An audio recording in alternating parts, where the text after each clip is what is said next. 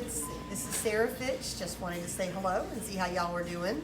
I know I see a lot of y'all at the annual oyster roast, and I hope we'll have that again next year.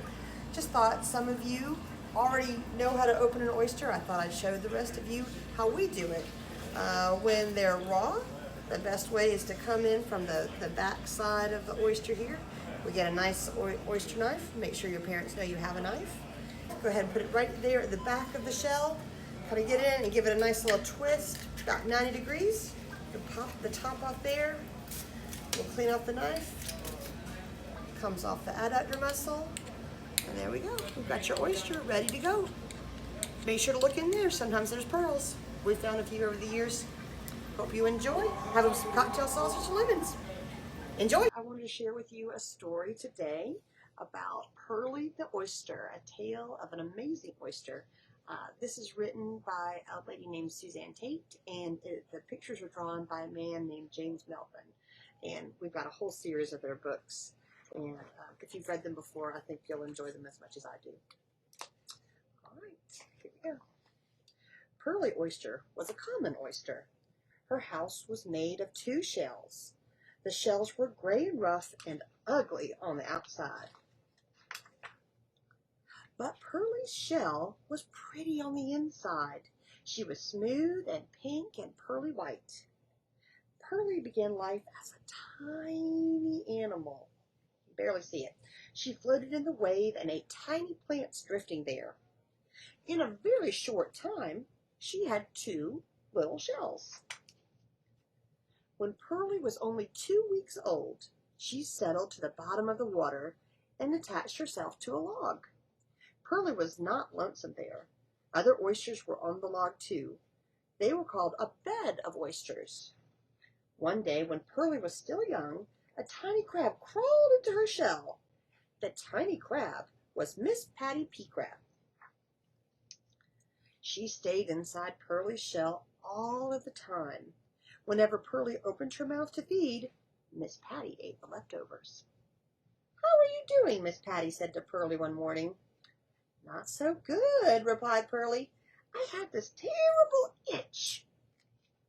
Look at her eyes. She looks a little bit sad, like she doesn't feel good. "How did you get that?" asked Miss Patty. "Last night when I was feeding, a grain of sand floated into my mouth. Now I can't get rid of it," said Pearlie. "I heard that a grain of sand in oysters becomes something beautiful," said Miss Patty. "I don't believe that," said Pearlie. "You have to have faith," said Miss Patty.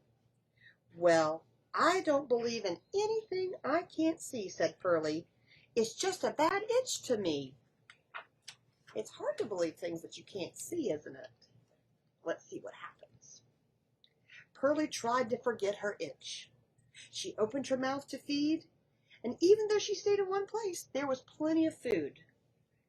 One day, Pearlie Pea Crab came along. He was Miss Patty's boyfriend. When Pearlie opened her mouth to feed, he would sneak right in. Pearlie Pea Crab was much smaller than Miss Patty. He didn't try to stay inside Pearlie. He just came to visit. "Your boyfriend is a little feller," Pearlie said to Miss Patty. "Aren't you robbing the cradle?" "Oh, he's the same age as I," replied Miss Patty. "He's just little. We get along like 2 peas in a pod." Now the grain of sand was getting bigger and bigger. Pearlie had been covering it with juice inside of her shell, and it helped the itch. Miss Patty could see something shiny and white and beautiful. That grain of sand had become a pearl. Pearlie could hardly believe it. Something good had come out of something bad. Miss Patty Pea Crab was excited. "You see how pretty that grain of sand is now," she said. "Let's have a party to show it off." And Pearlie agreed. The news went fast through the oyster bed. Pearlie would show off a brand new pearl. She opened up her shell so the oysters could see that pearl. Oops. And they opened their mouths in amazement. They're all saying, "Oh, pretty, pretty, pretty, pretty."